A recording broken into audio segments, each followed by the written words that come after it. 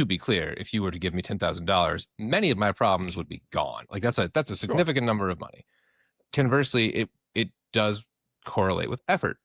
When you get like a handmade gift from somebody, there's a piece of the brain, especially as you age, that goes, oh, a person gave a shit about this. They cared.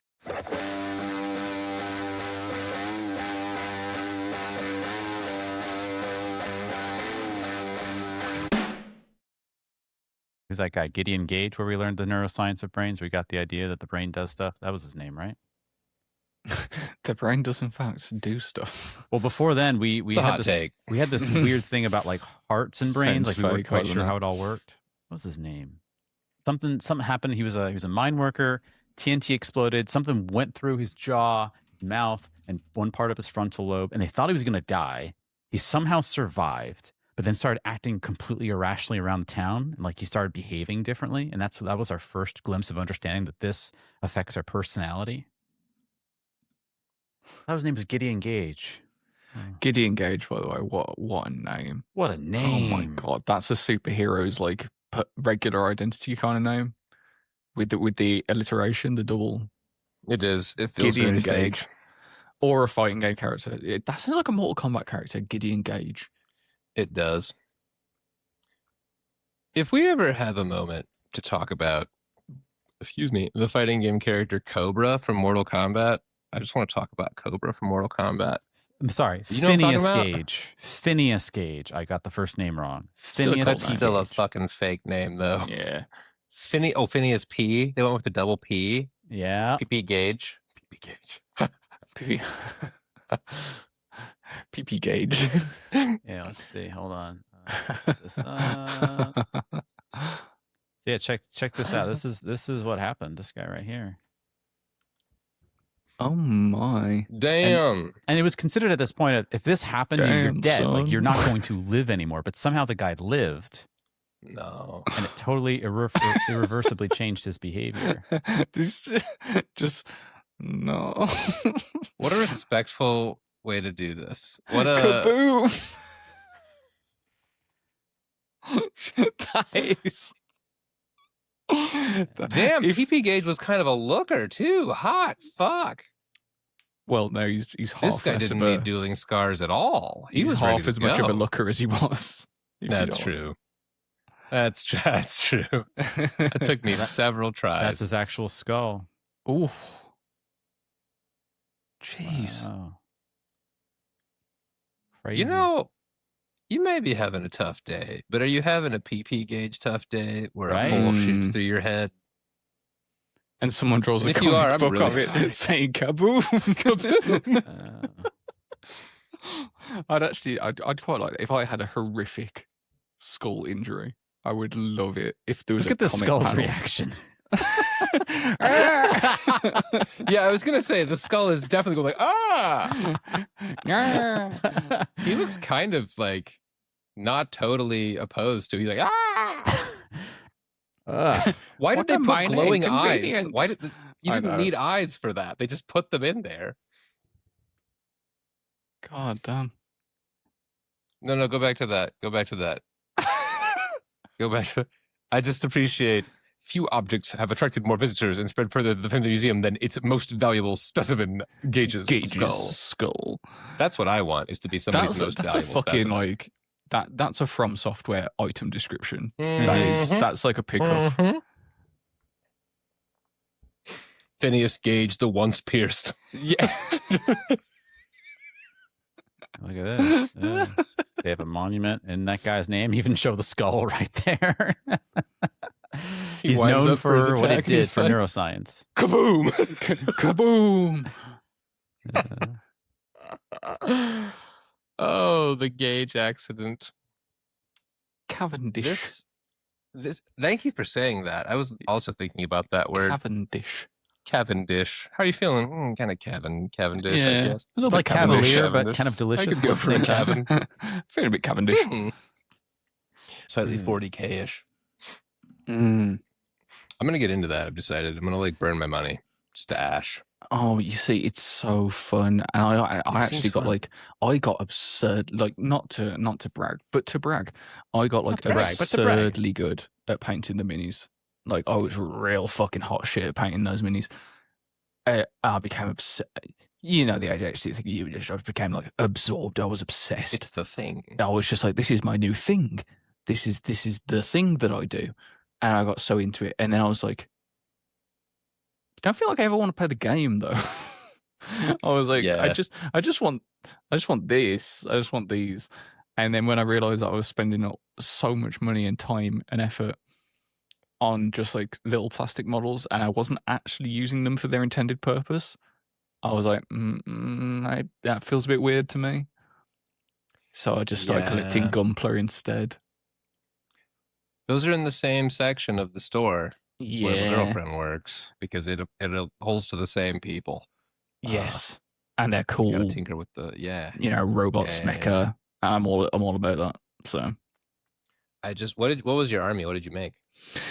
I started off with some Eldari or the Eldar, depending on what point in Warhammer history you're talking about.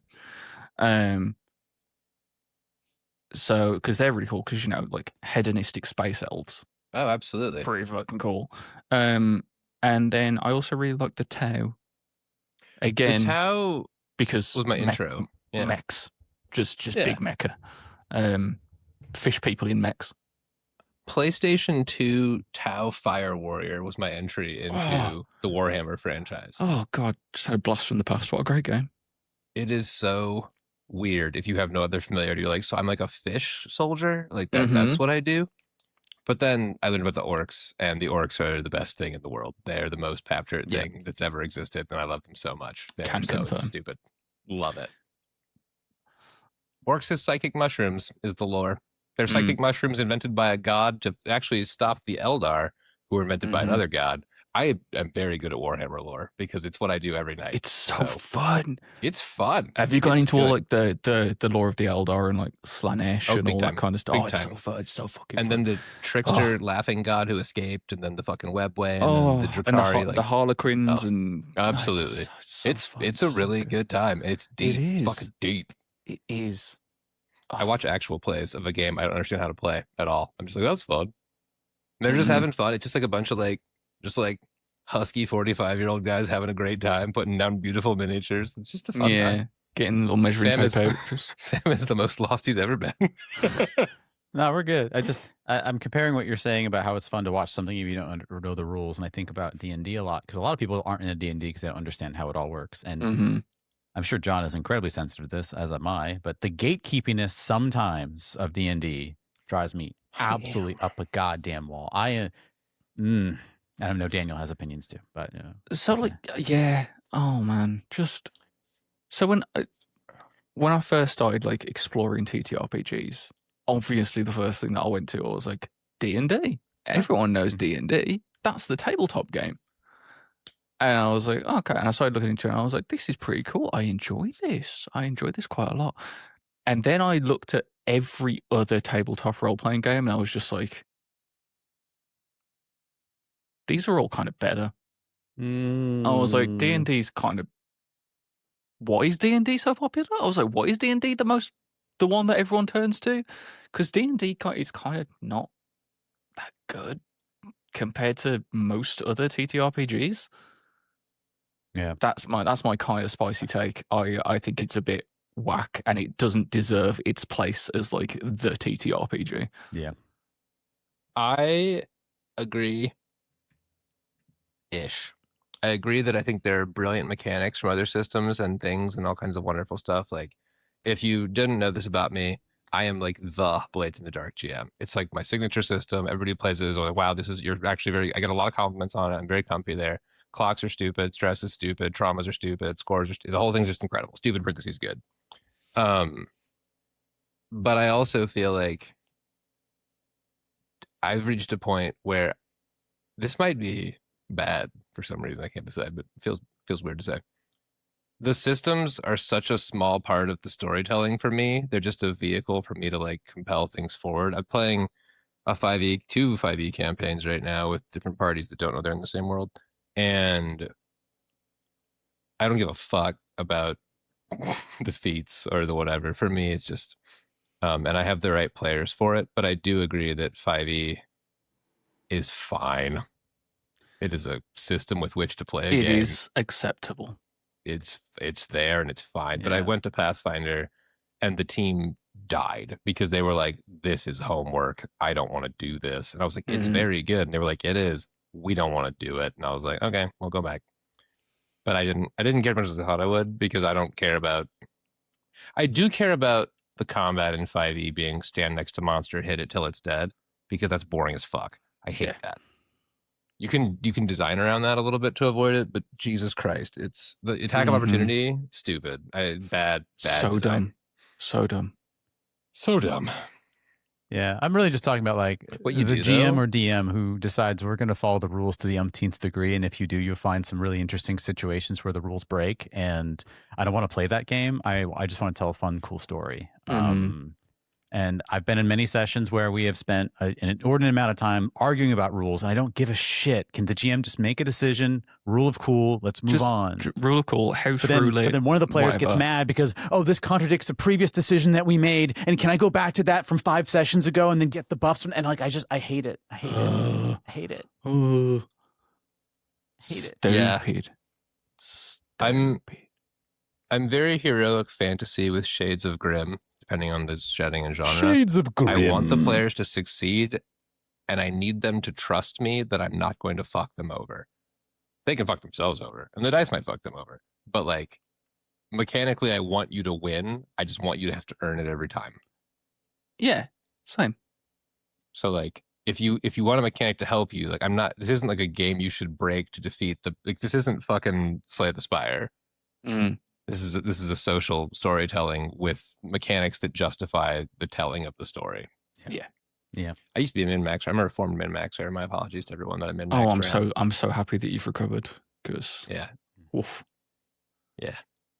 If the whole party is min-maxers, it's fun. And the DM also wants to do it. If you're all like, let's make really broken, crazy shit, that's fun. But otherwise, you just are making the story worse. Yeah. Yeah. That's why I like Blades in the Dark, because you kind of can't min-max.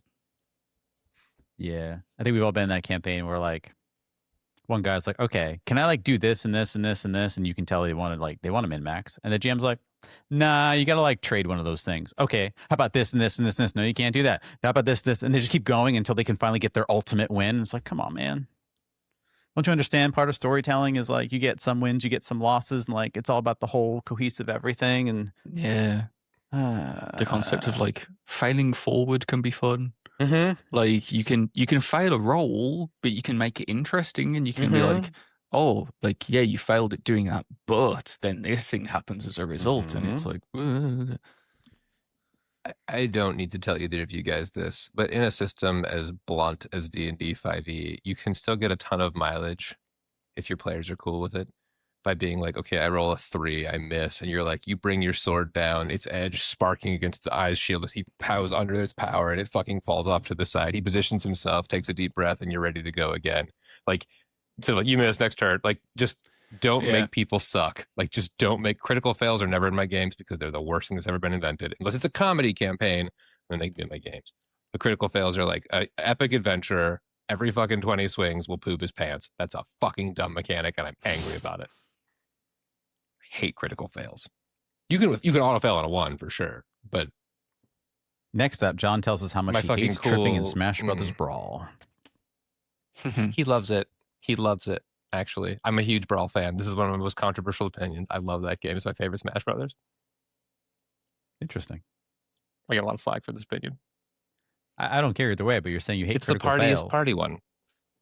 Oh, gotcha. Because you said if it's a I party do. dynamic. Yeah. Okay. All right. Okay.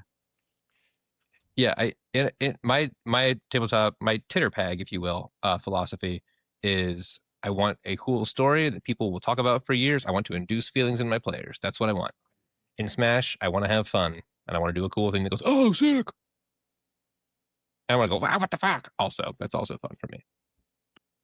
I got I'll sh- takes. I will share with you back in the dark days when I truly felt the need to shit on every game that wasn't the game that I was playing competitively. We used to shit on Smash a lot, and when the Smash people were they were so mad that tripping was in Brawl because it wasn't in Melee, and they were trying to make it a competitive game. We would use that in every way we could to tell them, well, that's why your game sucks. You're bad. You're stupid for liking this game. You're stupid for taking it to the next level. Play a good game like Street Fighter. Like we did that. It was shitty. I regret that, but it takes me back. Yeah. I've had this massive guilt, Sam, and I'm really glad that you and I have become friends. Because I was that not that long ago. I was much more like gentle and subtle about it, I'd like to think. But then like I went through the phase of this generation of games, and like I watched you be right about things in real time, and I was like, oh no. These things don't matter and these things do matter, and this is the pattern that he said I was in without saying it, and I was in that pattern, and now I have to live with the burden and tell the next guy, and he's not gonna know. And like it's all, I don't know. It's Now, John, the next part everyone you need can to be have a ready thing for. that's fun. You need to be ready for the fact when you call it out and no one will listen to you. Yep. You will see it coming from a I'm bad mile at that away, part. and no one will listen to you. Bruh, already doing it. The fucking I have to hit master, and then I can feel good enough, and then they hit master and they go, wow, oh, this wasn't anything. Every fucking time. Every fucking time. And then fucking time. to their credit, I've had maybe 10 plus messages being like, oh yeah, you were right, which is validating, That's cool. but they won't believe it till they get there. So Yeah. which is the point of our fucking show, is trying to crack that whole thing and be like, hello, we have gone through stupid shit. We'd love it if that could be an easier process for you. Here are some thoughts. Please take them into your head. Absolutely. Oh. Speaking of that, because it's nearly 9 p.m. for me, Let's go. should Let's do it. we crack on? Crack on. Before we do, Daniel, quick question, because I love that expression, let's crack on. But I'm not British, so am I legally allowed to use that phrase? You will be beheaded, and I thought so. your head will I had a be feeling. displayed upon a pike for all to see For outside Phineas of Gage to observe Windsor and go, Castle. haha, I did it better than you. I was going to say, with a plaque that says kaboom.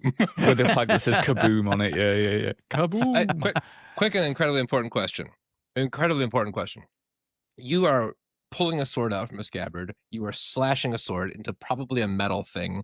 And what is the noise that makes? The onomatopoeia of that.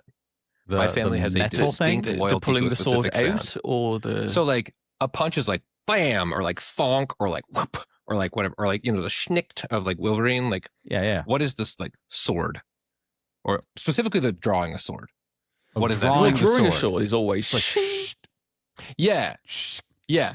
For me, it's whooshink. Whooshink. Okay. That's the Whooshink. sound. I I think think mine's just more like shing, like shing. the shing is enough, but the whooshink, it's just been there forever. It's like a huge piece of me and my cousin's childrenhood. So I just have to ask people about So I'm going to that. be nuanced about this. This is my take. Super hot take. The shink implies the sword is clean and sharp. Mm-hmm. The shk, It does. it's been used lately. It has not been Mm. cleaned. I think there's a distinction. Mm. Is it a dirty sword? Well, we're saying nerdy stuff. Can I tell you a thing? I'm going to No. tell it to you. So unless you say, like, don't, I'm going to do it. I might do it anyway.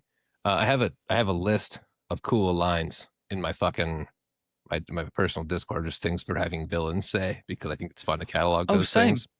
Yeah, good. Yeah. And there's one where it has to be a gun-based setting, and the person has to say, you know what I felt when I killed him? The recoil. What a fucking hard line that is. And I only do sword settings. Nice. So please use that line if you get the chance, because it's a really good line. If I run like, I'd love to run like Mothership or Delta Green or something soon. So I might do. Might get a chance to use that line. That'd be cool. Please do. Please do. Or run Beam Saber, because it's my pocket game and I love it. No one's ever ran it or played it ever. It's Blades in the Dark, but it's Outlaw Star Cowboy Bebop space opera. Cool. I love it. I'll look into it. Sounds good. Nice. You guys want to do a show? Nah. Eh. Eh. This is Sam. This is John. This is Daniel. Welcome to the Zero Dot Podcast. Welcome to Team Human. And gents, it's been a week, hasn't it been? On a scale from instantaneous to all of time, I'd say about a week. Yeah. Feels right. That seems like a So- good measurement, right? Little less Roughly than a 8. week. I think I've already said a little less than 8, a little more than 6 before. I got to get some more You lines. have. But And then here's you the thing, started though. I mean- counting, and you were like, "Oh, there's lots of numbers," and it was a Why whole didn't we thing. call it a strong? Why whole didn't we thing. call it a strong? We call it a weak. Um, Why don't we call it a strong? We're asking the real questions this time. Mhm. This Yeah. is I think it's because from the moment of birth, we're suffering entropy and Mhm. becoming more and more dead, Okay. and our existence is waning. So we're just acknowledging the incredible limitations placed on humanity. Wow. So everything is indeed a weak. We called it a failing, I believe, for a very short time, but that was too harsh. speak for yourself. I get stronger every day. Ooh. Hell yeah. That's because you're siphoning people's energy, though, which is sort of unethical. of you. True. I am an eldritch being. Yeah, but okay. So just to fucking gas up my boy, if I have to be fucking like ruined by an eldritch being, if they could have a British accent, it would help me a lot. Like I would just be like, that's okay. Well, that's pretty suave of you. So I'm down. At the very least, they shouldn't have like one of the said with love, like the accents that make me laugh, like mine.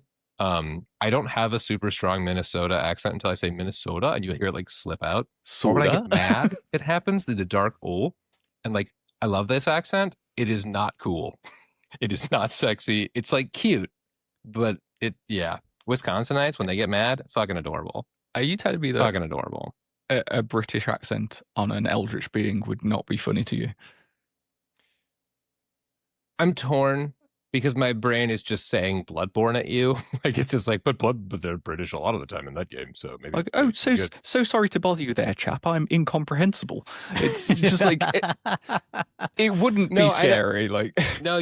That worked for me really good. I was ready to be like, okay, cool, take my reality, bro. I'm good. Let's do it. Sign me up. I'm a cultist. Let's do it. Yeah, the Philadelphia accent, we swallow our pronouns and we swallow the last nths of words.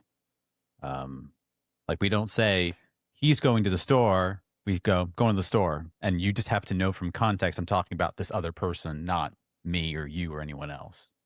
We do that a lot. Can we try an experiment? Sure. Real quick experiment. So I'm going to spell a word for you. What I want you to do afterward is say the following sentence. We're going to go slay the blank. The word that I'm going to spell. We're going to go slay the blank. Say it quickly. We're going to do Sam, then we'll do Daniel. Just don't even think about it. Just say it. Mm-hmm. The word is Titan. We're going to slay the Titan. We're going to slay the Titan. Okay, you both do the hard T. There's a East Coast dialect and a Midwestern dialect that do an invisible T. We're going to go slay the Titan. The T is it's not even there. You go Titan. Yeah. Titan. You get people here in the UK who will say Titan. I could, It happens a lot over here. Or if you're Ben Starr voicing the protagonist of a Final Fantasy game, then you say Titan. Yeah. Titan.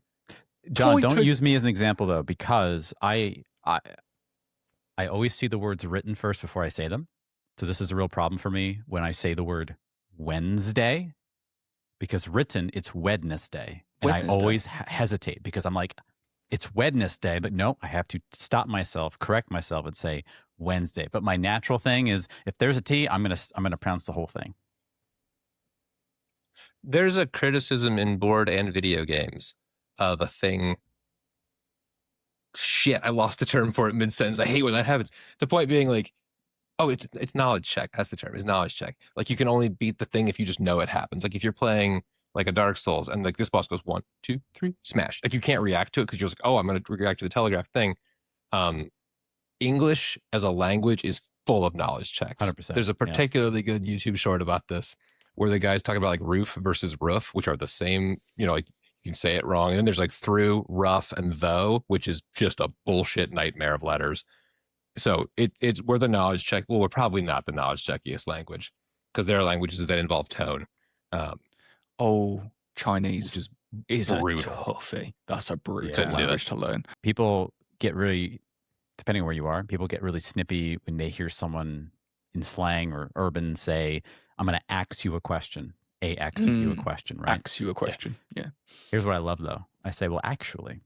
In Old English, the word actually was ax, A-X. But they thought that the X was being used for too many things, so they actually split the letter X in half and made S and K. Did they split it with an axe? They might have. So when someone is saying axe, Doesn't even sound- if they're unknowingly doing it, they're actually saying the most proper Old English form of that word. It's come full circle. I like that. That's nice. Ain't that funny? Anyway, that's been our a little bit of an opener. John, it's been not a strong but a week, as we say. I need some good news. You got some good news for me? A good news, my lord. A good news. Dearest editor, you are going to have to forgive me because I just closed out of all my tabs. Here's the funny part. He's not going to edit this part. He's going to keep this in the whole episode. What an absolute Legend. choice. Okay. Well, you don't give me a whole lot of time. You get whatever the first one is that I share with you, and I'm going to share this with you right now. Get ready for your lives to be a little bit better, because there's a place in the world. It's called Ohio. Ohio, not known for always being a good thing per the youths, who I believe have turned it into a slang term for bad things. But in Ohio, a specific event has happened. There's a little baby giraffe who's been born, who is rapidly becoming a social media sensation due to a remarkable tuft of hair. I speak, of course, of Eugene, which was chosen from public suggestions. And he just has a weird hairdo from birth. And he is becoming famous for his weird little hairdo. And now I inflict upon you this beautiful creature. Screen, Please. share, giraffe, hairdo, activate, look at it. Whoa. Look at him. Oh. It gets better. It gets better. It gets better. Boom. Oh. Eugene. Did you know? Fun fact. I mean, fun for me. Giraffes are my favorite animals in the I did not know whole that. world. I love them to bits. So it's really weird because I'm really into aquatic life, and I'm really into like reptiles and invertebrates and stuff. But then someone asked me my favorite animal. It's a giraffe. I love them to bits. The last time that I stood next to a giraffe, I cried instantly. Wow. I touched a giraffe, and as my skin touched the giraffe, I started crying. I was just out of the blue, just because I was so in awe of this animal. I love them so much. They're so silly. Sweet. They're They so are- silly. You love when a thing gets through evolution and is like, I look like this. And you're just like, how? What? Come on. Like, no. And it's like, nope, this is the best thing for me, is to be this. Having a huge giant neck and a blue tongue, that is what works. So, please, for the people who only listen to us and don't watch us, Oh my God. search up that giraffe, Eugene. The giraffe. You won't regret it. It was amazing. Mm-mm. And if you do search it up and you do regret it, you've proven instantly that the listeners are making a poor choice and that you are worthy of judgment and you represent your entire ilk. So go ahead and think about that, you giraffe-hating monster. I will have you know, John, none of my fellow listeners are going to find that apprehensible or deplorable in any way. I think some viewers might not like what they just saw just right now. Impossible. That's why they use their peepers to suck in this goodness, to be aware of the beauty of giraffe hair. That's why we started the podcast, as I recall. Why is the slang for eyes peepers? Because it's not too far away from other parts of the human anatomy, linguistically speaking, and that No. bothers me. I gotcha. It's because if you've ever been in like a civilization that celebrates Easter, they make these kind of marshmallow poof chickeny things that are called peeps. Those were originally made from human eyes back thousands of years ago. And the term peepers kind of stuck around for a long time. So Jeepers Creepers is what you would yell in fear and terror as they would remove your eyes involuntarily to make Easter treats to celebrate the return of our Lord. When you were talking about Easter, I thought, well, that's more of a number two situation. Take the E's out, make it O's, a poopers. But you went with that direction. I thought you were taking the E's out of Easter and going for like an Ooster. And I was like, that doesn't make a lot of sense, but okay, I'm here for it. Minnesotan. No, I don't Happy want to say Easter. Ooster. There it was. That's dear listeners / viewers who aren't from this land. That's not how we talk. We're not like Ooster. Happy Easter. Some hoop Ooster. That's not a thing. Nobody does that. And if they do, they should tell us in the comments. Well, thank you. That was very, very nice. Thanks. It was a short notice, but I'm pretty pumped about it. I feel pretty good about that one. If you have to be put on short notice again, and it ends up with me seeing a silly giraffe, then I'm all for it. Okay, this is just an excuse for me to tell you a stupid thing that I do. I was going to make a joke that I have giraffefacts.com as my homepage on my, my browser, but I don't. But a while ago, I was talking to a friend of mine and I said something about bats and they were like, what is this batfacts.com? And I said, thank you for subscribing to Batfacts. And about once a month, I just text that person a bat fact and tell them they can unsubscribe. And whatever they say, I say, you can't unsubscribe from Batfacts. It's Batfacts forever all the way down. So now we'll do a bat fact next time. Bat fact, giraffe fact, very nature themed. I feel the need to give a shout out to one of our avid listeners. They're not a Patreon member just yet, but they've commented on a lot of our videos. Seas of Cheese 929 is their name. I had the luxury of actually going to this person's wedding a few years ago, and at their wedding, they hosted it at a zoo, and it was so lovely. And because Daniel made it so clear to all of us how much he loves giraffes, I feel compelled to share this very quick video of us literally sharing some food to a lovely giraffe. Their horn head thing is so bumpy. It is, isn't it? Why? Mm-hmm. What's the purpose of the bump? Just do like not aesthetics? Oh, man. But man, that thing inhaled that lettuce like nothing. Like nothing. They have a very, like, what's the word? Like blah. Like blase? Is that the word? But their expression's just like this. Like, yeah, Blah, lettuce blah. time. blah, give me food, blah. Dear Blah. listeners, you can't tell the face that I'm making, nor did you see that video. Another loss for the listening community. Devastating. I was mimicking it with my voice. Which I'm sure is not useful to anyone. In that I will now mimic a tractor with my voice. If you've never seen a tractor before, envision one. Did you get that? Did you picture the giant two wheels in the back and the green hue pulling a thing through the fields of corn? That was what I was trying to convey. We're waiting, listener. You got to tell us. Did it work? We can't do the show if you don't tell us. We really need to continue with the show. Oh, okay. Editors note, we need to continue with the show. Editors note, the listeners failed again. Yeah. Since this show is live, I decided right now. They let me down. It's going to be awkward if we ever did a live show. Just because, like, there'll be like a guy in the back, like looking away. Just be like, I'm a listener. I can't look at you guys. I've drawn my lines. Hand out complimentary blindfolds at the door for the listeners. Just we could get sponsored by Man to Sleep. So please, you have to wear this. They've got a different ticket where they come in and everything. It's a whole thing. That gets real segregating. I don't want to do that. I don't like that at all. Oh no. They made their choice, John. They made their choice. All right. Well, John, That's I true. appreciate all that good news. And man, it'd be really great if we could just cut the episode right there and then. We could. But sadly, here at Team Human, we do want to make sure that we are keeping up with the things that are happening with the world, not from the place of doom and gloom, but rather letting us know what are the tools we can do, what are the things we can do to kind of, well, put a dent in some of these things. And I bring our eyes and our ears.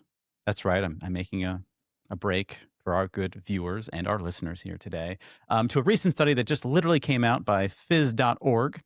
This is actually, it's an article showcasing the work of linguist Silje Suzanne Alvestad, and let me know if I'm mispronouncing that. She gave a talk recently talking about her research in regards to linguistics, making people more aware of the risks associated with large language models and its manipulation. So what am I talking about here, John and Daniel? Let me first just simply say, we here at the Zero Dot Podcast, we don't think AI is inherently evil. We have nothing against it. We think it's a tool like anything else, but I think we're all in the world that we are in based on movers and shakers and bad faith actors doing whatever they can to do. And this linguist and her team specifically focused on studying the traps that artificial intelligence and large language models can do in terms of how the human brain interprets credibility. More specifically, AI-generated fake news is often perceived as more credible and informative than human-written disinformation, despite showing less emotional appeal. This is going to come back later. Linguistic analysis reveals that fake news tends to use more present-tense, informal style, emphatic expressions, and categorical language, but these features vary by language and context. AI-generated propaganda relies on generic authority, references, and value appeals, making detection challenging. The scary part of all this is that they're saying that AI, to us, when something is misinformed from an AI-sourced large language model, we feel that it's more reliable, it's more accurate, and it's more factual when that might very well not be the case. So I bring this up to all of us here at Zero Dot, not to suggest to make us feel, we have no power here, but let's just simply ask the question, how then do people respond to AI-generated disinformation compared with disinformation written by humans? Well, the researchers conducted a test with Americans who were asked to rate AI-generated texts and texts written by humans on 3 parameters: credibility, emotional appeal, and how informative they are. The people who were tested did not know the sources of the texts. The AI-generated disinformation was rated both more credible and more informative than disinformation written by humans. And just to be clear, the entire purpose of the study came from Cillier Suzanne Alvestad's fascination with the American journalist Jason Blair, which if you don't know who Jason Blair is, Jason Blair was a former American journalist who worked for the New York Times, and in 2003, May of 2003, resigned from that newspaper because it became to be known that a large majority of the articles he had written were all plagiarized. They were fake. They were all literal fake news. And so she was trying to uncover what's the difference between someone like Jason Blair and the difference between a large language model who's literally using disinformation and how we as human beings respond to that. She quotes, or she has said, in quote, "We were not surprised that the respondents preferred the AI-generated texts, but what I was personally a little surprised with that the AI-generated text did not score highly on the emotional appeal. Instead, they were perceived as both more informative and more credible than texts written by humans," she has said. This suggests that AI-generated disinformation may be harder to detect. Large language models can wrap misinformation and disinformation in genres we trust by default. Alvestad believes it is important that we are aware of this. And before I talk about what we can do about this, John and Daniel, let me just break for you all and your responses to all this information. It's upsetting and a little weird. I feel like humans in general, well, certain groups of humans have become a lot better at spotting AI stuff. I recently saw a pamphlet for a brand, and it was just like, you guys just fucking popped this in and got the Ghibli-esque sort of like the saturated kind of yellow tint and the thing with no ears. Okay. But I think when it comes to writing, there's like a tone you can use to be more scholarly, and I feel like it is good at emulating that. Yeah. But that's because it's copying someone who is scholarly. Yes. And that is unfortunate. I also feel like there's this, I won't get into it because it's too long, but there's this interesting thing where like AI informs humans, which informs AI, which informs humans, and it's very fast. The example of this that I recall was that like the word delve is getting used more by actual people because AI was using it more. Yeah, that's true. And so this is creepy. Yeah, it is creepy, isn't it? That's exactly what I was going to touch on. Is the weird cyclical nature of AI speaks more like people, and then people start speaking more like AI, and then the AI starts speaking more like people, and it just keeps going round and round and round. Like a lot. What's it called? Is it the M dash? The M dash is very common. Yeah, very common in an AI text, and now a lot of people have started incorporating it in their natural written language, which is bizarre. It's so bizarre. And Daniel, let me offer you to that, because I was someone who was a chronic M dasher before AI became a thing, and now I have to stop using M dashes because people think what I'm writing is AI specific or it's coming from, and it's not. I like the M dash. It's a great way. You can kind of replace it for the semicolon or the colon. Nope, I can't use it now because people just associate that with AI. Yeah, you've got to now modulate the way that you write, because otherwise you could be perceived as AI. Yeah, absolutely. Sure is something. Yeah, dude, sure is something. Speaking of not knowing stuff, I thought I heard one of you say M dash and one of you say N dash. I was new to this term. I've used it in writing before, but they're both a thing. They're different kinds of dashes. So now I learned a new thing today. They do different kinds of, not pauses. I think the latter, the N dash is just only like 2015 to 2019, whereas the M dash is the pause. Correct. Yeah. Learning. You can always use the M dash in place of a parentheses if you'd rather stylistically do that instead of a parentheses. That can work too.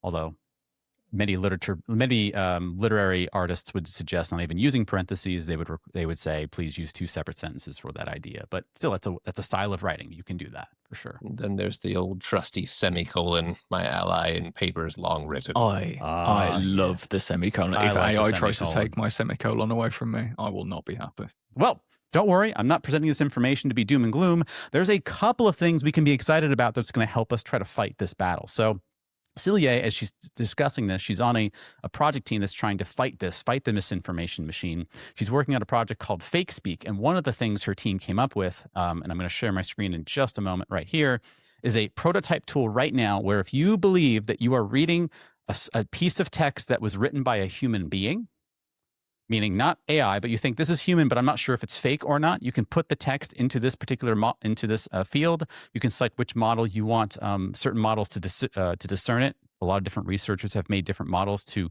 kind of parse out the linguistics of it, and it will give you a prediction as to whether or not you think that they think, based on this literature model, is real information or not real information. It's using literally linguistics to try to find this information out for you, based on how the information is presented to you, how it's being used to relay, kind of influence your own thinking and thoughts, and kind of the models it's going for.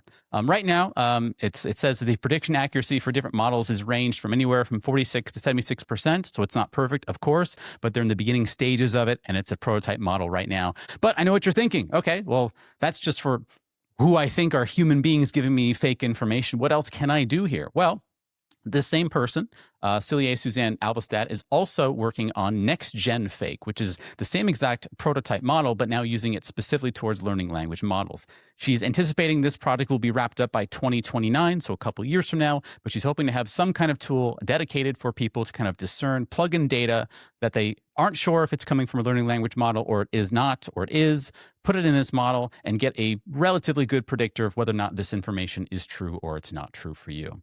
Now, I'm excited by this. I think it's cool that there's a force that's trying to just keep ourselves accountable. And as we said before in the last episode, I think I recall saying human beings are just getting better and better at detecting what AI is. So even though AI is getting better and better, so are we as human beings. But even that's not all, because on top of all this stuff, we can do the base old things that we all learned in grade school of how we can do to try to cement this.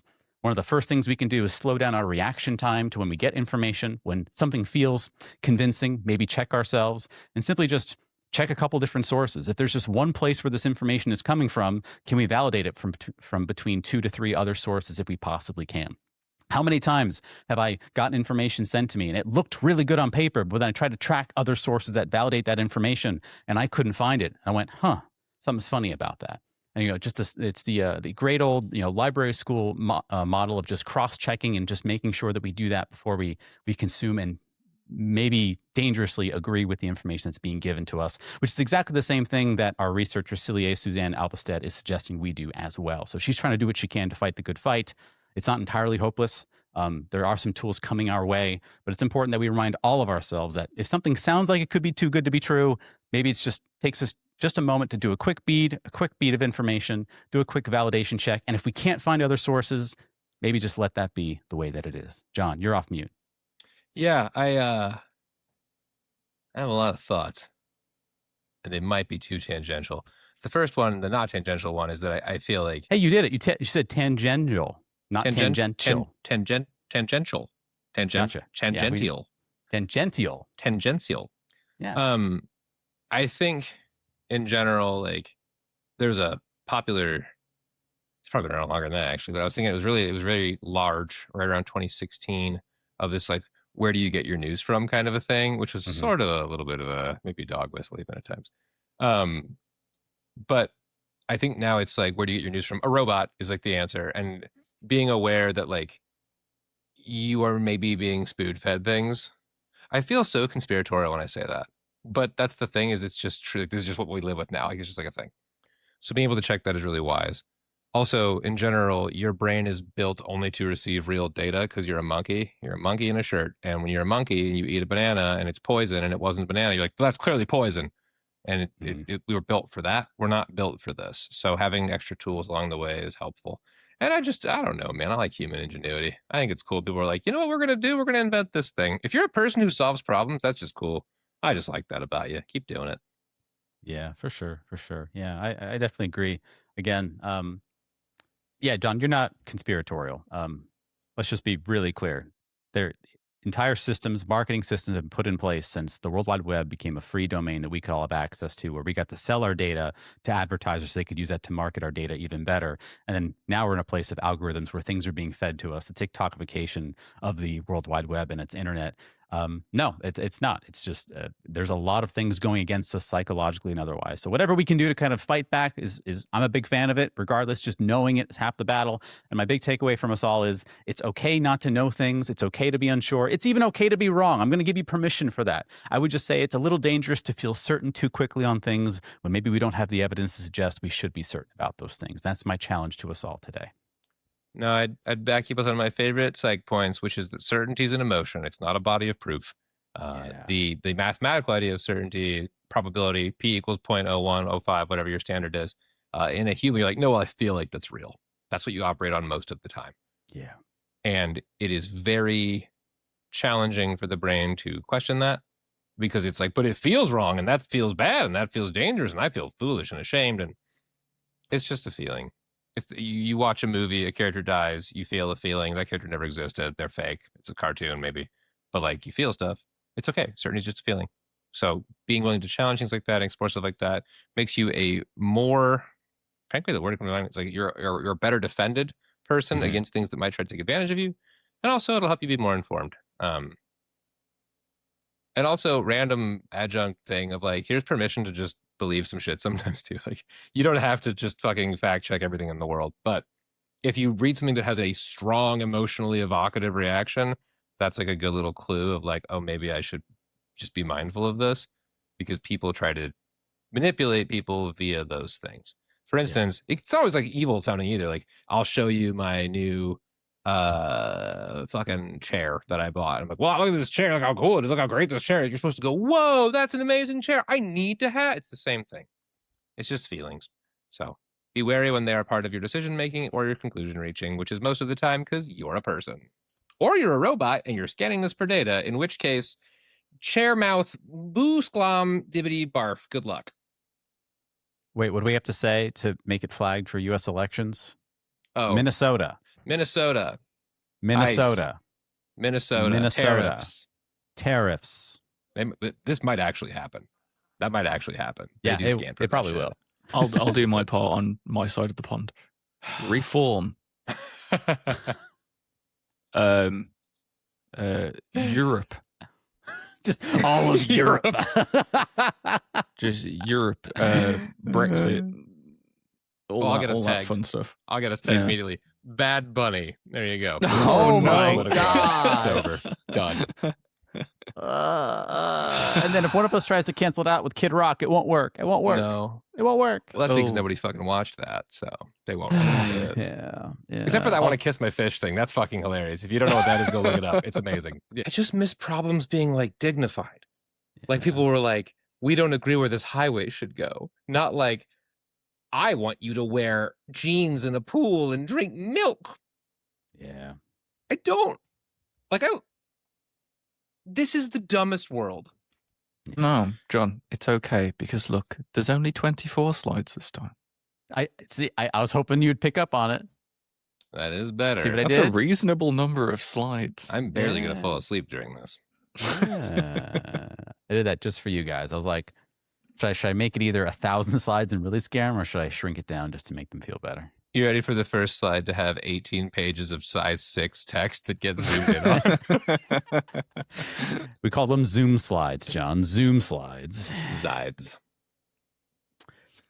Well, now that we've gotten all that out of the way, I think it's about time we dive into our real topic. And John and Daniel, I want to propose something to you. And before I propose this to you, I want to just say that we're going to do an analogy here, as I often do. We're going to talk about something else and find out that it might be related to something else. So here's the deal, John and Daniel. Does this look familiar to anyone? Do we know what this is when we're looking at this image right now? I know Daniel knows what this is. Looks like a soundboard in some sort of either music composing or editing software in which you would play tracks over one another. Yeah, it's audio files. It's wave files. Yeah, Daniel's Looks very like some sort of DAW.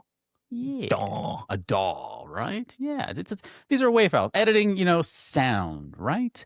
And to kind of give us a lesson in sound processing and so forth, typically you record the source. Daniel knows all about this. You record the source, you get the raw audio, and then you want to do a bunch of things to make it sound full, nice, clean, make it pleasing for our ears. We call this audio compression, normalization, and limiting. I'm just going to simplify the whole process and call it normalization. My audio nerds know that I'm simplifying it.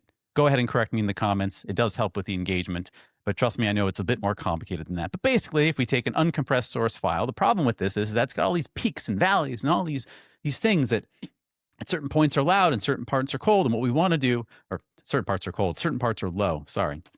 We want to go ahead and shrink it all down so it's all kind of more normalized. We call that compression. And we want to expand that a little bit to the umpteenth level that we possibly can. And we make what we call a file that's normalized, compressed, properly EQ'd, as we say in the world of audio. This sounds nice to us. We like this generally. When we listen to music or we listen to a film and it's properly, as we say, EQ'd and the sound is full, it's pleasing to our ears. Does that sound about right, John and Daniel? Is that generally what we feel about when we feel about sound? I barely know about this, but it seems true based on you telling it to me. Yeah, it is. When Daniel edits our episodes, he's doing this every single time. All 155 episodes that have been made, or clips that have been made as of the posting of this recording, Daniel's had to do some element of this. I was just thinking, man, 155 episodes. What have I missed? Yeah, we've done a lot without you. Sorry.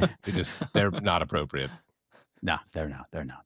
So, and we do this because the opposite is you get a quiet file and there's peaks and valleys and it disturbs us. It makes our ears kind of mad. And we want to kind of pull it to the next level as we possibly can. This is just general audio polish. This technology, this general process of taking audio, compressing it, normalizing it, limiting it, making it sound more full. This has been around since, gosh darn it, probably like the 20s, 30s, and 40s. Like we've been doing this for a long, long time. This is not a new phenomenon. And to give you an example, a more auditory example of this, here is a common tongue twister that I'm going to say, and this is the raw audio format. You can see the WAV file right up here. Let's go ahead and take a listen right now. Peter Piper picked a peck of pickled peppers. A peck of pickled peppers Peter Piper picked. If Peter Piper picked a peck of pickled peppers, where's the peck of pickled peppers Peter Piper picked? We've heard that before, right? Peter Piper picked a peck of pickled peppers. That's the audio format. That's the raw format. If we go ahead and normalize this and we make it sound a little bit better, it looks like this. You'll notice that the peaks have been raised significantly. The volume has been done. Some of the values are, some of the lows have been, brought up quite a bit. You'll even notice the parts that there's this dark, thick line now. I didn't attach any kind of noise removal of any kind, so you'll hear even more noise, but it sounds more fuller. Let's go ahead and listen to it right now. Peter Piper picked a peck of pickled peppers. A peck of pickled peppers Peter Piper picked. If Peter Piper picked a peck of pickled peppers, where's the peck of pickled peppers Peter Piper picked?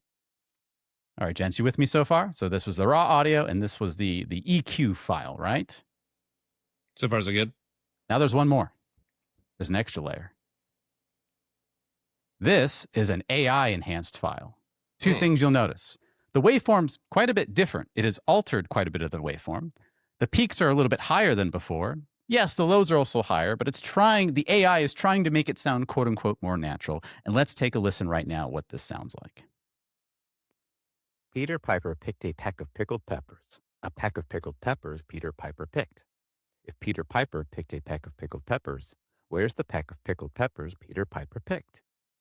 I saw some facial reactions to my listeners here. I'm gonna check in on them right now. What did you hear? Oh no, Sam, that didn't even sound like your voice. That didn't even sound like your that sounded like kind of like okay. That sounded like a completely different person imitating a robot that was imitating you. That was horrid. I don't have anything to add. That's exactly right. That's exactly how I felt. Yep. Yeah. Oh, I didn't like that at all. Yeah. No, it really wigged me out. I don't like it. Now, here's the funny thing. I'm not doing this experiment because it's impossible to do unless I do it on a separate day. If I had not told you the linear path of where we were going, you wouldn't have known the difference. And you might have thought, even though it doesn't sound like Sam, that sounds all right. That sounds fine. But because I showed you the difference of what the raw literally sounds like, what the normalization, more EQ version of it sounds like, and what the AI enhanced sounds like, you're having a specific reaction. I love that you're having this reaction. I'm going to tell you why in just a few moments. But you're having this reaction. But the strange thing is, a majority of the stuff you see online, YouTube, TikTok, Instagram, everywhere is using some form of AI enhancement to clean up the audio. I'm going to ask John and Daniel, why do you think that is? It's easy and fast. Easy and fast. That's one of them. What else? Because it's easy and it does It's a lot easy? of damage. Yeah, it's quick and easy. Cheap. Cheap. It's cheap. The other thing is with this normalized audio, the middle one, it brought everything up, made everything sound louder, fuller, but you heard a lot more of the room echo. You heard a lot more of the noise, right? And that's considered a quote unquote flaw, we'll call it. And that flaw bothers some people, maybe more than others. And so the AI enhancement through other plugins and other algorithms we use helps reduce all that and get rid of all the noise, all the room echo, the roomness, right? And so for some people, a lot of people, they decide, I don't want that room sound. I don't want it. I want it to sound perfectly pristine, like I'm in a studio, but obviously I don't have a studio for me. So this is my way of doing that. That logic makes sense so far? Yeah, and I can see where you're going with this, and so do continue. I won't say it myself, but you go ahead. All right. So just as a recap, the raw audio, it's a low volume. You could argue it has a weaker sound. It is a real person talking. There was no processing of anything done to that particular audio, and you can hear the space the person they're in. Normalized, it's louder, it's more expansive. The echoes in the room could be argued in distracting from the overall sentiment. And I don't know if you picked up on this, but a couple of the ends of my words got cut off in the normalized version. That's because I didn't spend a lot of time doing audio tuning here. If I had spent the time, spent the effort as an audio engineer to clean up that up, I could have done that, but all I did was apply a very simple macro. Certain intonation tones were cut off, even parts of words. The AI enhanced is the quote unquote cleanest, right? But I think we can also argue it's also the flattest. The waveform is actually a totally different shape than the others. And Daniel said it doesn't even sound like me. It sounds like a robot trying to imitate an actor who's trying to imitate me, and then some other layer of obfuscation from there. All room echo is removed, so congratulations there. I use the word pleasant in scare quotes, but it's pleasant in that if I saw it on a YouTube video by itself, I'd go, oh, that sounds fine. That sounds whatever. It sounds the least like a human is speaking inside of a room. I think we can all agree on that. It had a questionable element of like, is this a real person talking? Right? Yeah, because you've taken away all of the subtle things that you subconsciously pick up on in the audio, like a little bit of room echo, like all that kind of stuff. So it sounds unnatural. It sounds almost kind of like it's got a big uncanny valley feeling to it. Yeah. Massive uncanny valley feeling to it. It really get me a bit of the heebie-jeebies, gents. Yeah. Get me a bit of the heebie-jeebies. Absolutely, Daniel. John, are you in the same camp? Yeah, very much so. I unfortunately have nothing of substance to add. I do feel the same way. I'm wondering a lot of experiments. I'm wondering about like if you just play this for a person raw, like what do you think about that? Like how much they would feel it. You know what I mean? And I'm thinking about like the YouTube Shorts voice. The one who talks like this. There was a man at the gas station, like that fucking thing. Like, I hate that thing. I kind of hate this thing.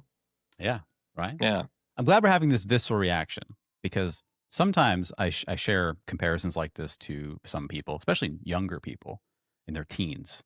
They almost always think the AI enhanced is perfectly fine. That's how they prefer things to sound. That's how they're used to things sounding. Our demographic, because of our age group and what we brought up with, we're having this other kind of reaction. I bring this up for the following thing, which is we're now taking ourselves away from the metaphor of audio engineering, going back to life and everything in general. We've always been teaching people about this thing called sustainability, be sustainable throughout whatever you can possibly do. But here's where my question comes from, because we've been talking about audio so far. Sustainability is normalization, meaning the workforce. Everywhere you go, he says, you know what we want? We want to raise up your levels. You want to raise up your lows, keep everything stable, keep everything constant, keep being constant, keep gritting through it all. And what if I were to argue that maybe that's not quite the case? Sustainability and normalization are not the same things. And if even more so, sustained normalization is not human. Now, this study has not been done as far as I can tell, but you all had a specific reaction to this in a very small microdose. The AI-enhanced model is one that some people think feels quite nice, but I have a guess that you couldn't stand to be focused in on a 3-hour video with AI-enhanced audio the entire time. You'd probably tune it out. You'd probably put it as a second screen. Whereas a thing with an actual raw audio or even slightly EQ'd audio of some kind would have more of your attention for a longer period of time. This is where I argue that I think we've been fed a lie, the lie of constant sustainability. I think human beings need the ebb and flow to things. So nipping the lows, bringing down the highs, make everything normal. I think that's a lie.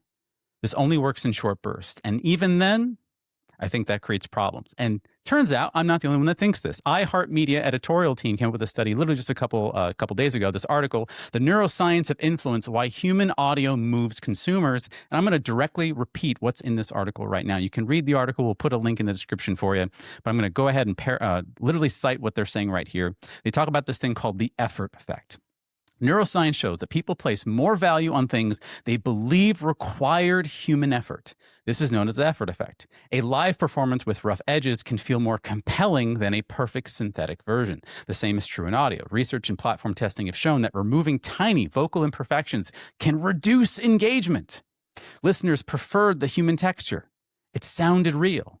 In audio, the cues that signal real effort include natural pacing, small hesitations, laughter, emotional shifts, tonal variation, vocal texture, when I say the wrong word, when John says the wrong word, that kind of thing that lets people know, hey, you're a human being and I'm a human being, and that's where people are engaged.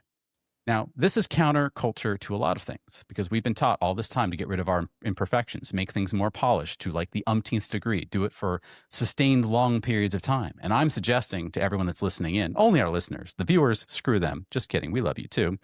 That maybe that's not the way. And I think Zero Dot is also of that similar mindset. But let me just pause here before we dive a little bit further on this, John and or Daniel. I would say two things. One, unfortunately, I don't make mistakes. I've never said any words wrong, so I can't really relate. You're perfect. However, I would validate the effort piece.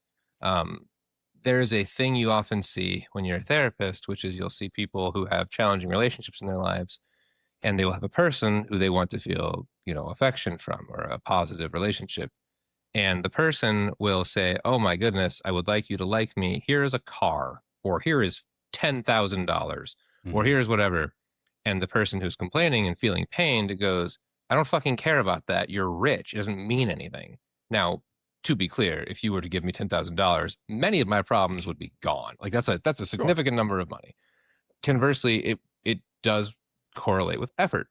When you get like a handmade gift from somebody, there's a piece of the brain, especially as you age, that goes, oh, a person gave a shit about this. They cared. And I feel like the audio version of this makes sense. I think there is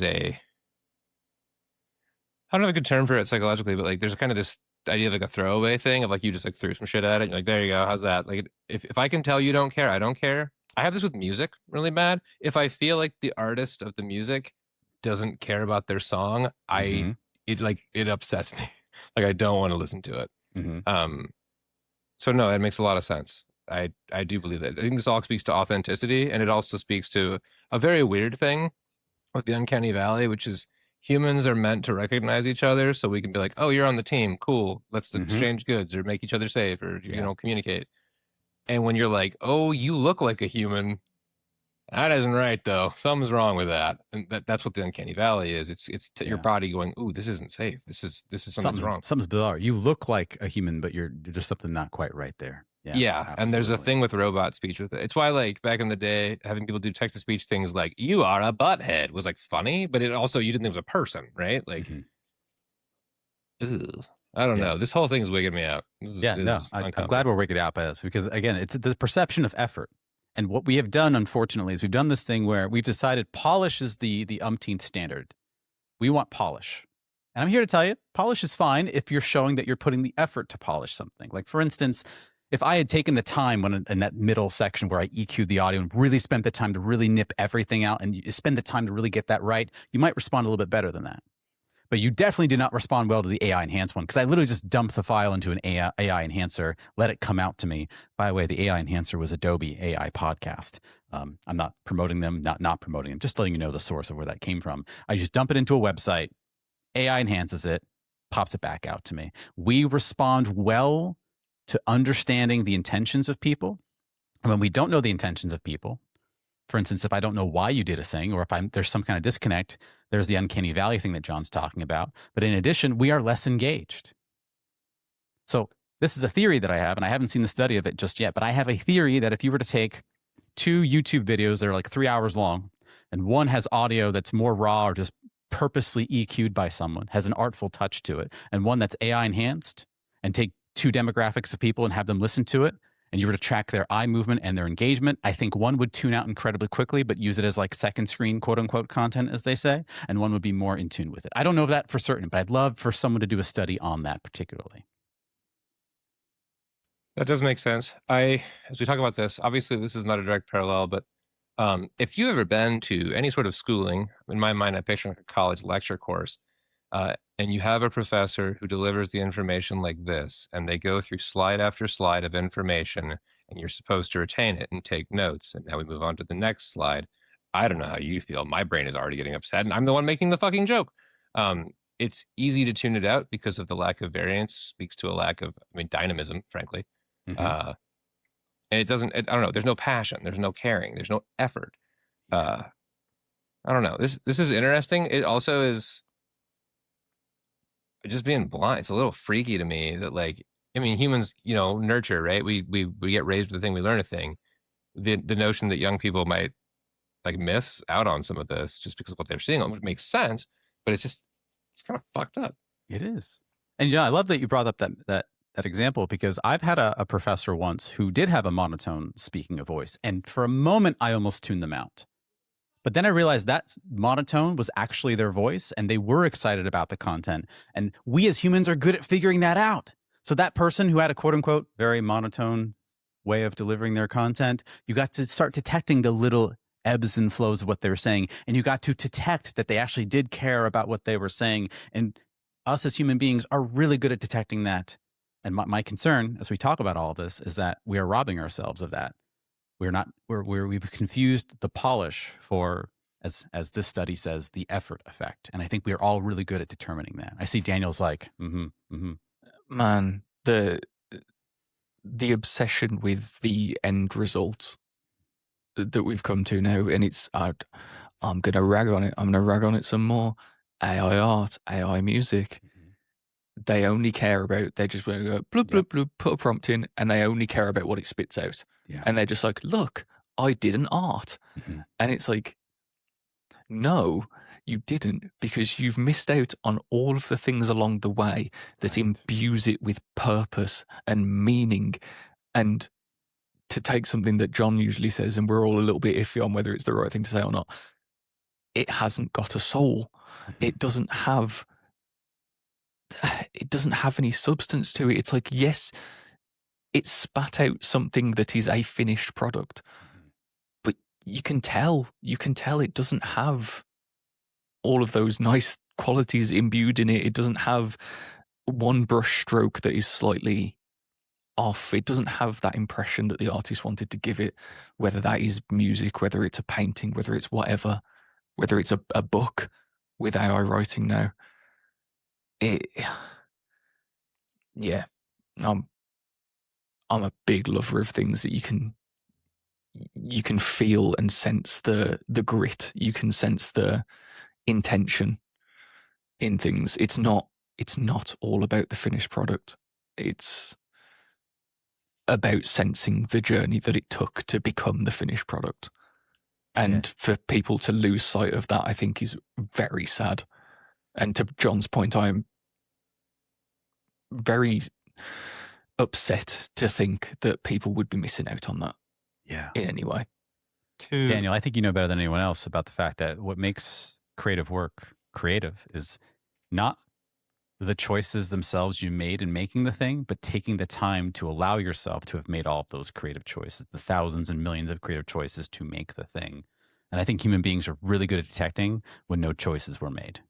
We kind of don't care what the choices are. Like, I'll look at a piece of artwork Daniel's made. I'm like, oh, what made you do this? What made you do that? And I'd love to pick your brain. But like, I'm just so happy you took the time to make the choices, whereas another mechanism doesn't want to do that.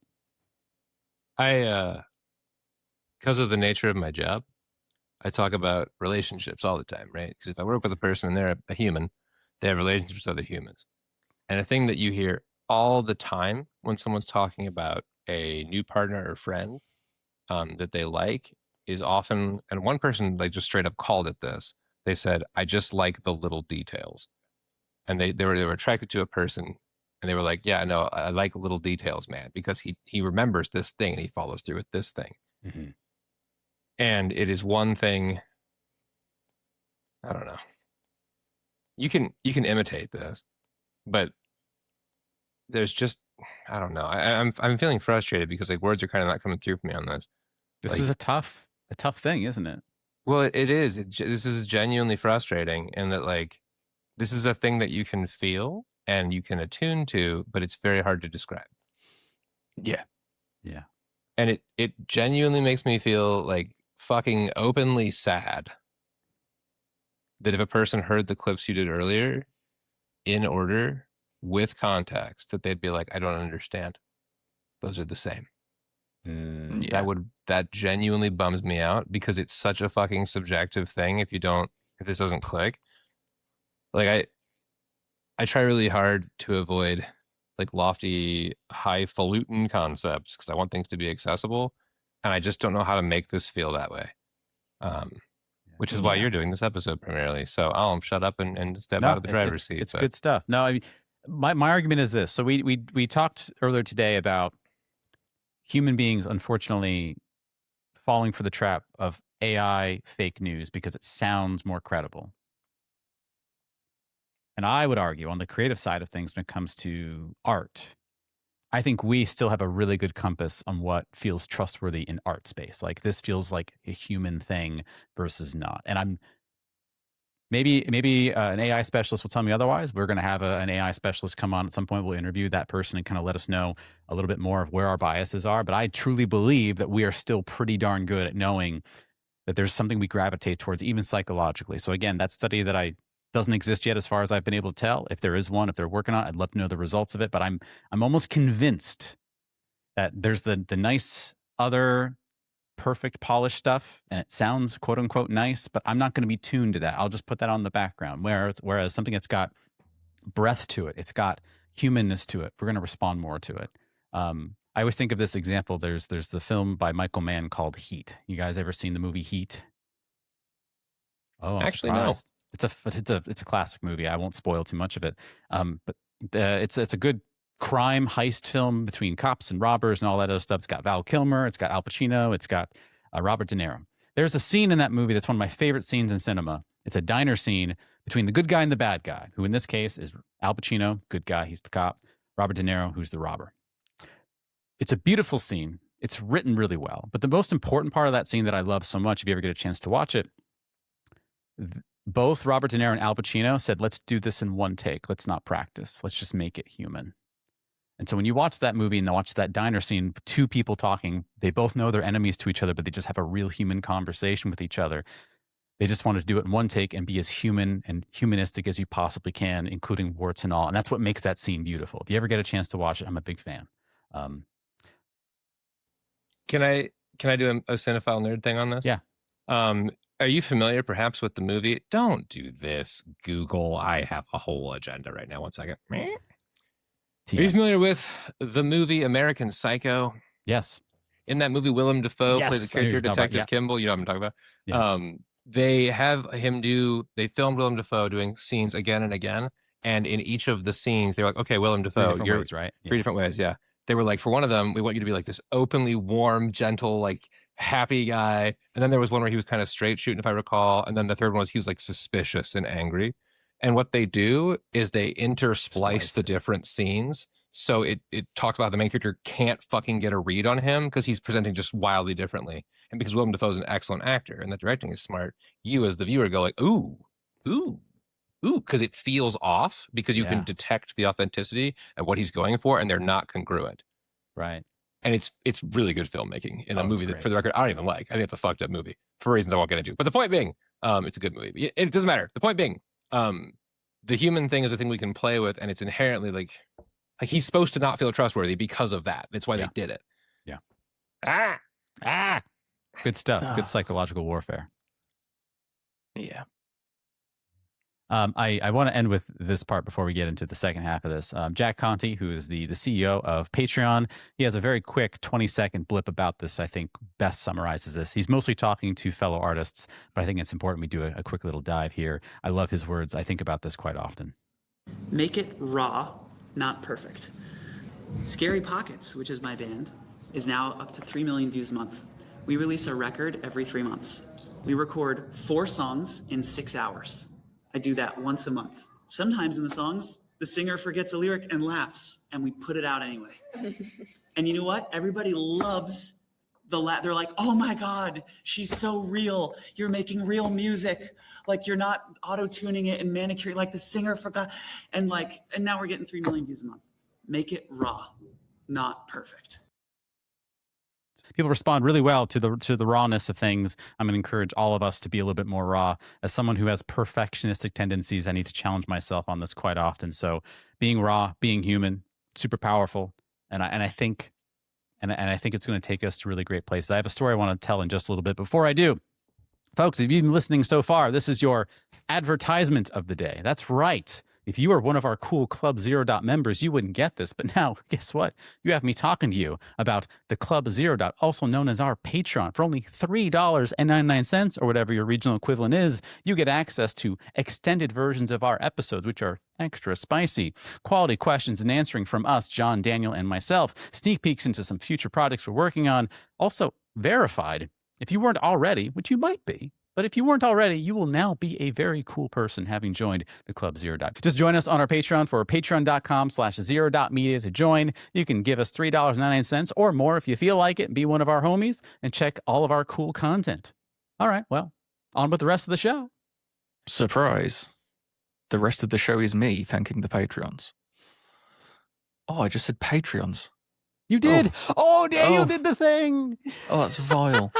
I'm going to quickly skip over it and say patrons and carry on.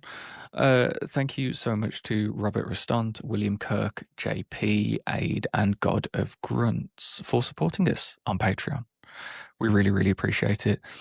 If you would also like to be cool and have your name said aloud by me in my voice, then pay us a little bit of money and I'll do that for you. Now for the rest of the episode. Your piece about the guy, I forget his name immediately because I have the memory of the goldfish. Jack Conte. Thank you. Where there's, the laughter in the song made me think of I think the reasons Saturday Night Live is as long running of a show as it is because it's done live. And so often you'll see these people break character. The skits are funny. When people break character, it's like an in-joke psychologically with the viewer because you're like, oh, they're trying to do a thing and it's hard because they're actually having a very good time and it makes your brain feel very, very good. If you haven't watched SNL character breaking compilations, go do it. You'll feel better. It's like a nice little thing. But that's like a thing, right? It's because robots wouldn't do that. They just read the script. Yeah. They won't get it wrong. They're very good at reading a script. It's why bloopers are so funny. Right. Like blooper reels and stuff. It's why people find so much joy in it.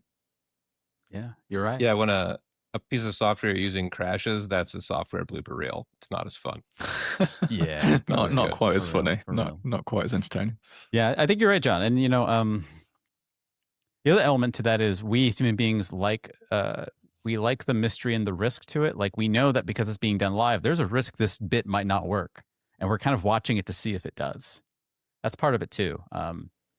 It's the same in the magician world, although I will say it is morally irreprehensible to do any magic trick where there's actual real harm or risk to anyone. But we as the viewer of the magic trick think there might be some risk, and that's always exciting for us, right? We like the risk, the palpitation, something could quite go wrong.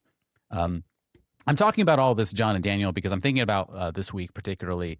Not too long ago, I was the kind of person that thought I'd be perfect in everything that I had to do.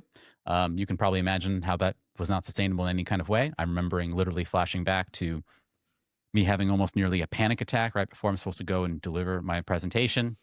I'm able to do it, and I think it went okay. But if I'm being honest, John and Daniel, I blacked out. Like I did it, but like my brain is black. Like I don't remember a single thing that happened. That was like my response to it. And it came from a place of fear that I wasn't enough. It came from a place of fear that I had to expunge all my mistakes. It came from all kinds of things. But this week was a little bit different. And this week I was working with a group of people who are going on this long frontline leadership journey for like 9 months. I've been working with them for a while, and this is my last touch point with them for 2 days. And I gave myself permission to not really do any prep. I kind of coasted through the first day. I remember feeling bad because I'm like, oh, I'm not hitting it as 100% as I used to. I'm not doing the thing I'm supposed to be doing. I could feel the energy going down. But then after the day one, what this group does is they all get together for a little happy hour event that's actually hosted by the company. Very cool. And they always invite the facilitator, which is me. And I came along just to say hi.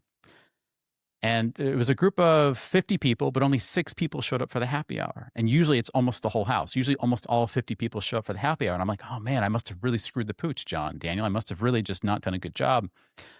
But I go and attend them and I talk to them. And I won't say the contents of the conversations we had, but they were incredibly heartfelt conversations. And I could tell there's a real deep worry about where we are globally, geopolitically, and otherwise. There's a deep worry about where things are for this workplace. And there's a deep worry about what they can do for the next generation, and because they have a moral responsibility for that. We had a really great moment of humanity there. Cut to the very next day. I'm still going to keep myself low level, going to keep myself sustainable as much as I can, but I rely on what we talked about in our last episode, which is our superpowers. And John and Daniel, one of the superpowers that I know that I absolutely do have is active listening. I'm always able to listen to what people say, draw it back to other things, and make people feel heard and understood. And at the very end of that day, we do a big activity that I can't spoil for NDA reasons. But it's an activity where people get to learn all of the concepts we've been talking about for the 9 months and practice them, realize that some of their preconceived notions might not work that they thought it would work. We get to have a real moment of humanity and real honesty with each other. And at the very end, I go around the room of all 50 people. I name their name. I have them tell me what's one thing they want to stop, start, or continue doing based on what they've been working on the past 9 months. They share that with me. I thank them. I talk about a story they've shared. I really appreciate what they've brought to the table, and I wish them the absolute best. And every single one of them got to have a human moment with everyone. That wouldn't have been possible if I had kept the energy at like 11 all the entire time. If I hadn't just let the energy go down quite a bit, to have that peak in that valley, to have that humanness, to kind of land on a really high note in that delivery, in that workshop. Everyone was feeling very emotional at the very end, very good emotionally. Everyone felt profoundly energized to do something important. And everyone felt incredibly, I use the word evangelized, not in the religious sense, but just truly like, let's do something for my workers, for my team, for my family, everyone else to make the world a better place. And that wouldn't have been possible if I was still operating at this. I have to be perfect every single beat, every single time. I have to keep myself, quote unquote, compressed and normalized and expanded. If I'd kept doing that, that wouldn't have been possible. And I think about that often, and I remind myself of that. And I want other people to know that too, that it's okay to have a day where you're not 100%. In fact, I encourage it. You shouldn't be 100% all the time. You should think about the long game. Think about the long string versus the short compressed time. We want music to sound highly compressed and expansive because we're listening it for, 3-4 minutes? But imagine listening to that for 14 hours. Your brains are going to blow out. Your ears are going to hurt. You're going to tune out. Give yourself permission to be human. That's my pitch. Well said. My add-on is very brief, which is just that, like, your piece of speaking about it, of listening to it for that long, like, I felt that. Like, that sucks. Like, the human element is so key. And going through the full spectrum of being a human is what makes it special. This is a weird thing to bring into this, but, like, it is true. When I was a kid, I was raised in the 90s. I was a Bulls fan, very loosely. But, like, I just didn't give a shit because we would turn it on. They would fucking destroy their opponent, go to bed next day, turn it on, destroy their opponent. You win fucking 1 million championships in a row. Right. And I was like, well, that's just what happens in sports. Your team just wins. Doesn't matter. And I will tell you, I never felt as happy during any of that as I did during this year when my very own Chicago Bears just fucking pantsed a lot of teams and escaped by the skin of their teeth a bunch of times because I'm used to them being fucking terrible. And the emotional ride of that, the human element of it, is what makes sports fun. It's why algorithms are boring to watch unfold, and it's why live, exciting things with dynamism are incredible. Yeah. And that's true in music, that's true in theater, that's true in narrative, that's true in your daily life. And yet we always fall for the other one because we're being told otherwise. Nip, tuck, clean up, cut this out, do more of this, do more of that. Yeah. It's not. John said something in another episode which was kind of related to this, but it was like, it's not the point. Like it's just not. It's not the point. Like if you sit side by side like a perfectly formed gelatinous cube of nutrients, it's like this is everything you need in a meal, and it's just a grey cube of matter, and you're like that does everything that this does, and you point to like a home cooked meal that's had love and time poured into it. Yeah. Which one are you going to eat? They both give you the same nutrients. Yeah. They both accomplish the same goal. You're going to have the home-cooked meal, not the weird, slimy, gelatinous grey cube, even though it gives you technically the same thing in the end. Yeah, you're right. You And know, even substitute Raymond for Holt, flavor. who would have wanted that gelatinous cube, at the very end of Brooklyn Nine-Nine comes around to being like, you know what? There is flavor and life to the world. It's okay to have variety. I have a thing. So The to the dramatic surprise turn. of fucking no one. I have a thing. I have a thing. This is an idiot. My eyeballs hurt. I'm gonna use the screen glasses. So there's a thing where ADHD havers, and frankly, people on the spectrum will have a special interest, which is different than hyperfixation, though frequently related. And there's like a thing that you're just like, oh my God, I fucking love this so much. And like, I want to think about it all the time, and engaging with it is incredibly rewarding. Every once in a while, I come across a new book, video game, TV series, friend, hobby, whatever else. And I'm just like that. I just want to engage with it constantly. I just want to hang out with it, talk about it, think about it, play with it. And there's this problem where if you do that kind of engagement, you're automatically on borrowed time because it can't stay that good. And if you go to YouTube and you're like, I'm going to watch content on this thing, boom, boom, boom, boom, boom, it's very satisfying at first. And then it stops being as good. And then it starts to feel like nothing. And then I, or some other person comes along and goes, here's what you got to do. Stop looking at it, go do something else. And the brain goes, are you kidding me? You offered me the best thing, and now I'll go do the second best thing? Did you not hear second? I would rather have the best thing. But the best thing loses its status as the best thing if it's all you do. There's a really common phenomenon in one of the genres of video games that I play, where people will play the game and they'll be like, I'm tired of this fucking, we'll get mad about whatever. And they go away. And they come back week, month, whatever, later, and they're like, oh my God, this is so much fun. The game didn't change. They didn't change. Their brain focused on other shit, and it gave an appropriate amount of space to that thing, so that thing can be that thing that it's fun in the dosage that it is. If you vary your interests, great news. You will like everything you do more. You just will. And I want to validate to the ADHD homies, this is hard. Because your brain will tell you, please only do the one thing. It feels so fucking good. You know, you see this a lot with too. You see this in relationships. You see people getting like a dating relationship with somebody new. And for the record, oxytocin, phenomenal drug, would recommend. But you'll glitch and you'll just pour and pour and pour and pour and pour energy into this thing, and then you'll be like, oh, it doesn't feel how it used to, which is normal. We have an episode on this. But then you're like, oh shit, I didn't invest in anything else. I've neglected my other things, and I feel sad, and I feel less happy. So it's balance. The balance thing isn't just like being cute. It's like, if you invest everywhere, you will get the most joy out of everything. You won't be the absolute best at anything, but holy shit, is that a great trade?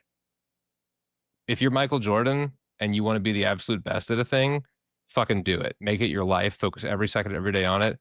Be aware that you have to be Michael Jordan for this to be worth it. The Michael Jordan of whatever you do. Yeah. And I would say, with no offense to anyone, the odds of you being that are very, very low. And without taking any shots at Michael Jordan, he did so at cost. Yes. Like, he had to sacrifice a lot of things to be that.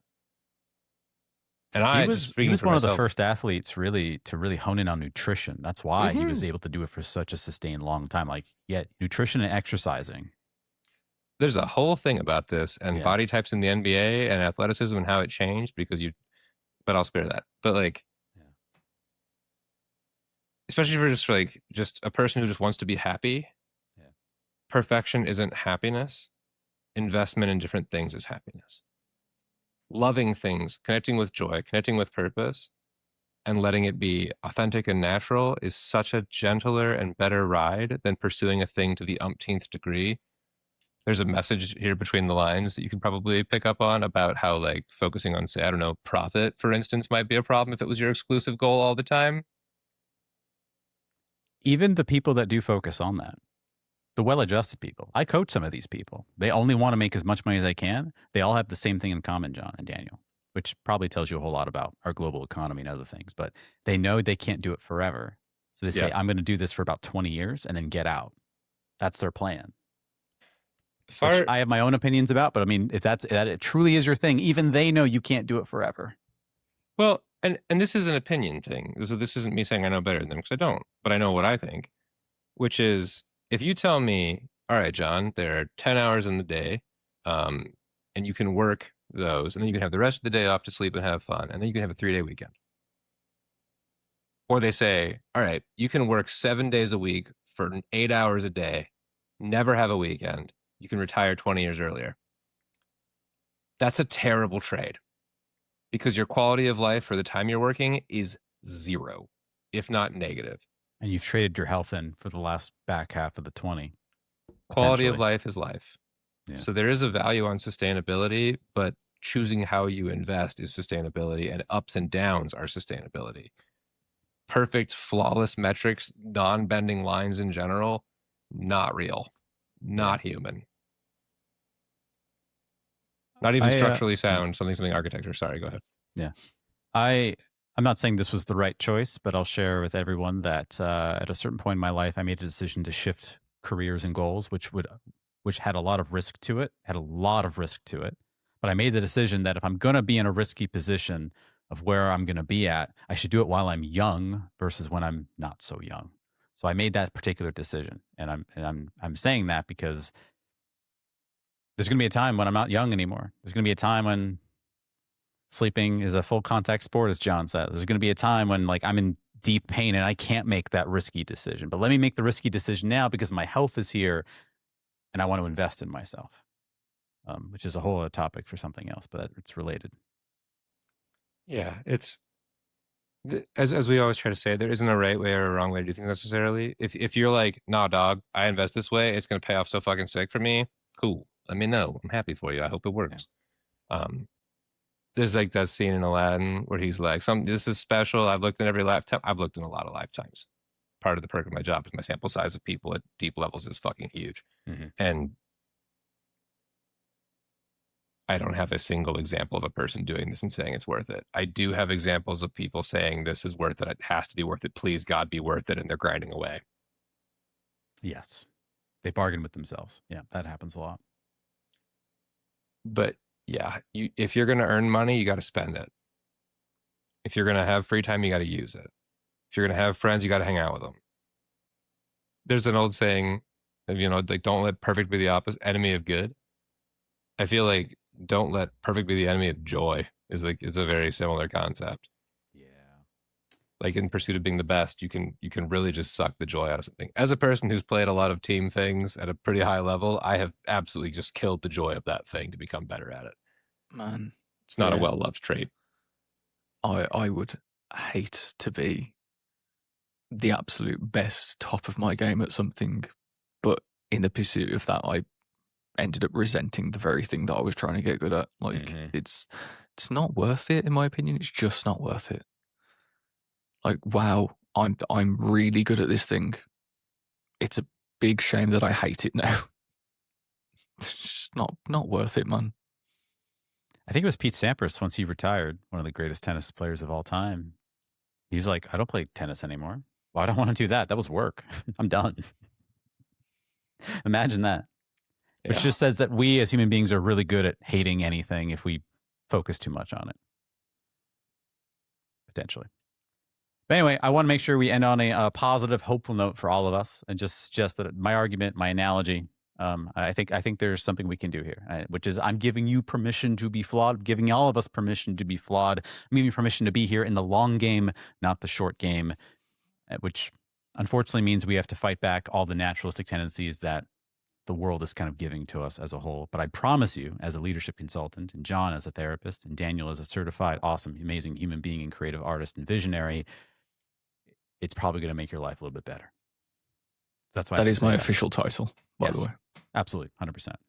Also, vibes director of the vibes. Yes. John, you want to close us off? Thanks for watching, hanging out with us today. Hope you've had a good time, learned a thing or two. If you have an opinion or you think we're wrong about something, as always, please let us know. We at the Zero Dot Podcast very much value your feedback. And that's not just the corporate jargon line. We actually do, because the show is for ideally connecting with people, helping with people, and having a really good time together. And if you're not, it'd be great to know. If you're a robot, you can simulate a response, as will your brethren, and I will look forward to deleting it. But otherwise, we'll look forward to catching you next time. If you happen to have $3.99 and you're like, I like you more than I like having that, boy, is there a useful link below in the description that you could click. I won't tell you anything more. You have to find that out for yourself. Until next time, friend, it's been real.